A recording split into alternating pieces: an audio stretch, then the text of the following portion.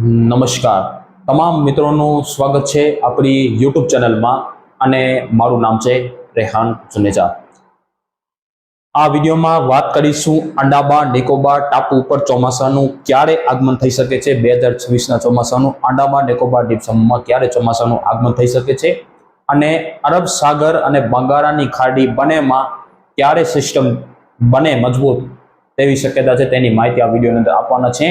તમને એક વાત પહેલી સમજાવી દઉં કે આપણે જે અપડેટ આપી હતી, જે 3-4 દિવસ પહેલા જે વિડીયો બનાવીને અપડેટ આપી છે કે અરબ સાગરમાં મજબૂત સિસ્ટમ બની રહી છે, તો એ સિસ્ટમ બનશે અને આ સિસ્ટમ કયા પ્રમાણે જ અત્યારે કેરળના કાંઠા નજીક આવી શકે છે। 6 તારીખ આસપાસ કેરળના કાંઠા નજીક આવી શકે છે ને ત્યાં જ સિસ્ટમ સ્થિર થઈ અને ત્યાં જ સિસ્ટમ વિખાઈ જાય એવી શક્યતા છે। આ સિસ્ટમનો કોઈ પણ જાતના વાવાઝોડા કે બનવાની શક્યતા નથી।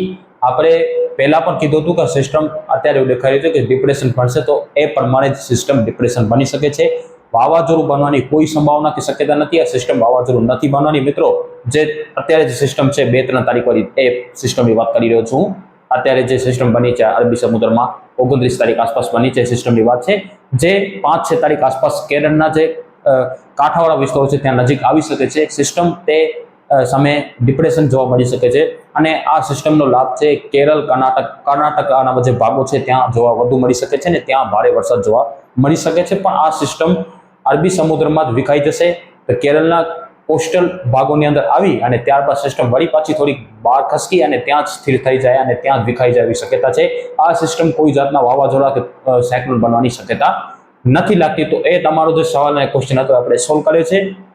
હવે અરબ સાગર અને બંગાળની ખાડીમાં ત્યાર પછી ક્યારે સિસ્ટમ બની શકે છે તેની માહિતી આપીશું। અરબ સાગરમાં 2 સિસ્ટમ બનશે, જે આપણે 3-4 દિવસ પહેલા જે વિડીયો મૂકેલો છે તેમાં પણ તમને માહિતી આપી દીધી છે કે અરબ સાગરમાં 2 સિસ્ટમ બની શકે છે। એક સિસ્ટમ જે આ અત્યારે છે અત્યારે જે દક્ષિણ ભાગો છે કે અરબી સમુદ્રના માલદીવ આસપાસ સિસ્ટમ છે તે, અને ત્યાર પછી જે સિસ્ટમ બનાવી છે તેની હવે માહિતી આપી રહ્યા છે।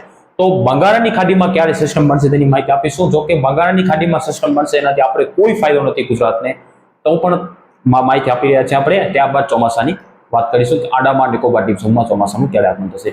તો મિત્રો બંગાળની ખાડીમાં સિસ્ટમ બનવાની શક્યતા છે 3-4 અથવા 5 તારીખ આસપાસ, 4-5 તારીખ આસપાસ એક હલચલ જોવા મળી શકે છે બંગાળની ખાડીમાં। ત્યારબાદ સિસ્ટમ ધીમે ધીમે મજબૂત થઈ શકે છે અને ક્રમશઃ અત્યારના જે લેટેસ્ટ વેધર મોડલોની અપડેટ પ્રમાણે આ જે બંગાળની ખાડીમાં જે સિસ્ટમ બની રહી છે એ વાવાઝોડું પર બની શકે છે। જો કે એ વાવાઝોડું બનશે અને એની જે વધારે તમને ખબર છે કે વાવાઝોડું બનતો હોય છે તો આંધ્રપ્રદેશથી લઈ ઓડિશા, પશ્ચિમ બંગાળ અને બાંગ્લાદેશના ભાગો પર જતું હોય છે। વધારે બાંગ્લાદેશના ભાગો પર આ સમયે વાવાઝોડા વધારે ત્રાટકતા હોય છે। તો અત્યારે જેની મુવમેન્ટ છે પ્રમાણે સિસ્ટમ ને જે બંગાળની ખાડીવાળી સિસ્ટમ છે એ વાવાઝોડું બની શકે છે। હવે સિસ્ટમ ક્યાં જશે તેની માહિતી પણ આપણે આવનારા દિવસોમાં આપીશું। અત્યારે તો એનો ટ્રેક છે થોડોક બાંગ્લાદેશ તરફ ઝુકાવ છે, પણ એમાં હજી ફેરફાર થવાની શક્યતા પણ લાગી રહી છે।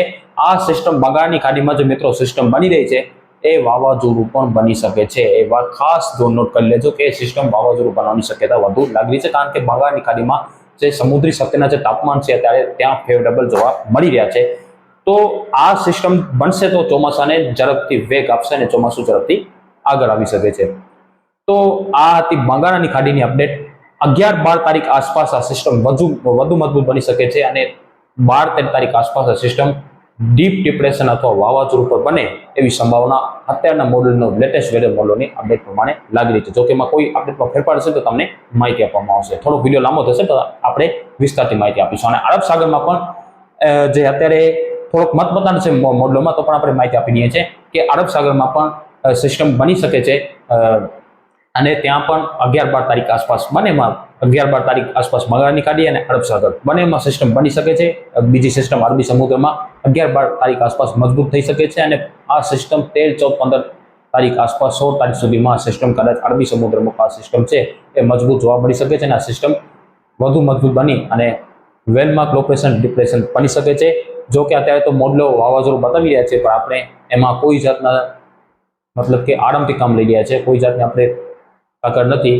એટલા માટે આપણે કહી રહ્યા છે કે આ સિસ્ટમ ડિપ્રેશન સુધી બને એવી સંભાવના હાલ દેખાઈ રહી છે। વાવાઝોડું બનવાની શક્યતા હાલ ઓછી છે, છતાં પણ તમને આગળ માહિતી આપી દઈશું। એમાં કોઈ જાતનો ફેરફાર છે તમને આગળ માહિતી આપીશું। અત્યારે સિસ્ટમ અરબી સમુદ્રમાં જે એની બાદ પણ જે સિસ્ટમ બની રહી છે એ પણ ડિપ્રેશન બની શકે છે 11-12 તારીખ આસપાસ. અને બંગાળની ખાડીમાં પણ 11-12 તારીખ આસપાસ ડિપ્રેશન અથવા ડીપ ડિપ્રેશન, ત્યારબાદ આ સિસ્ટમ બંગાળની ખાડીવાળી છે વાવાઝોડું પર બની શકે છે એવી સંભાવના આપણે લાગી રહી છે. તો આ હતી બંને સમુદ્રના વાવાઝોડાની અપડેટ. હવે આપણે ચોમાસાની માહિતી આપીએ તો ચોમાસું અત્યારે થોડાક પવનો છે જે જેટ પવનો છે થોડાક સેટ થતા જોવા મળી રહ્યા છે, સમય કરતા વહેલા થોડાક સેટ થઈ રહ્યા છે. તો આના પરિણામે ચોમાસું છે થોડું ઝડપથી આગળ વધી શકે છે, અને જો આ સિસ્ટમ બનશે તો વધારે ઝડપથી આગળ વધશે. તો અત્યારે એવી શક્યતા છે, નોર્મલ તારીખ 17 મે છે અંડમાન નિકોબારમાં, ચોમાસાનું આગમનની તારીખ નોર્મલ ડેટ છે 17 છે, પણ આપણે 5 દિવસ રાખ્યા છે.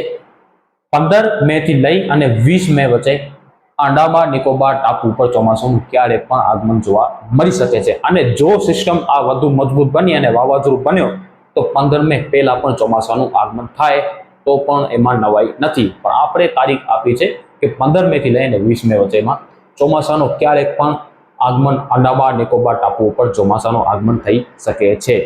અને જો આ સિસ્ટમ બંગાળની ખાડીવાળી વધુ મજબૂત બની તો 15 મે પહેલા પણ આગમન થાય એવી શક્યતા પણ હાલ સંભાવના દેખાય છે. તો એવી અત્યારે આપણે ખાલી આશા રાખીએ છીએ.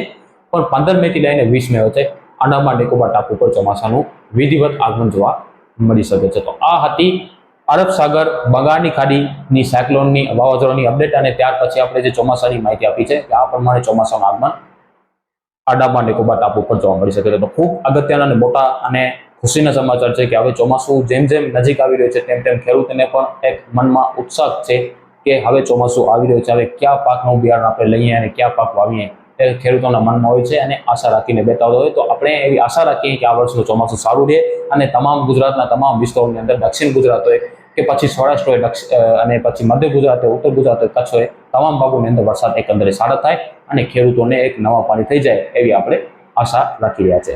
તો હવે આવનારા દિવસોમાં આપણે કેરળમાં ચોમાસાનું ક્યારે આગમન થશે તેની પણ માહિતી આપીશું. જો કે કેરળની નોર્મલ તારીખ 1 જૂન છે, પણ આપણે એનાલિસિસ કરીને માહિતી તમને એક વિડીયોની અંદર વિડીયો આપવાના છે કે કેરળમાં ક્યારે ચોમાસાનું આગમન થઈ શકે છે.